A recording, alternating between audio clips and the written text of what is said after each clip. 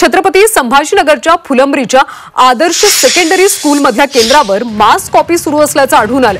मास copy सुरू असताना जिल्हा परिषद मुख्य कार्यकारी अधिकारी विकास मीना यांनी हा प्रकार उघड करत सर्व कॉप्या जप्त केल्या। 12वीचा गणिताचा पेपर सुरू असताना ही घटना उघडकीस आली।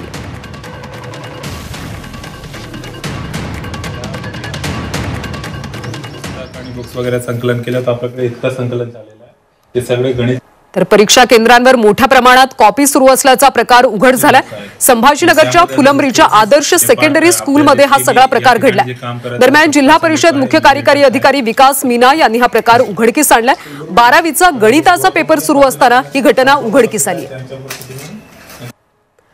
अधिकची माहिती घेऊयात आमचे प्रतिनिधी विशाल करोळे यांच्याकडून। विशाल, फुलंब्रीच्या आदर्श सेकंडरी स्कूलमध्ये हा सगळा प्रकार घडलेला आहे, यावर आता काही कारवाई करण्यात आली का? निश्चितपणे आता यापुढे इथं एक वेगळं जिल्हा परिषद पथक तैनात असणार आहे आणि इथून पुढे जे सगळे पेपर असेल त्यावर लक्ष ठेवण्यात येणार आहे। इतकंच नाही तर इन कॅमेरा शूटिंग सुद्धा करण्यात येणार आहे। अशा पद्धतीचा निर्णय आता सीओनी घेतलेला आहे। सोबतच शिक्षण विभागाला सुद्धा याबाबतच्या सूचना दिलेल्या आहेत आणि ज्या संस्थेमध्ये हे सगळे पेपर सुरू होते त्या संस्थेची मान्यता रद्द करण्याची देखील कारवाई सुरू करणार आहोत, अशा पद्धतीचं जिल्हा परिषदेच्या सीओनी सांगितलं।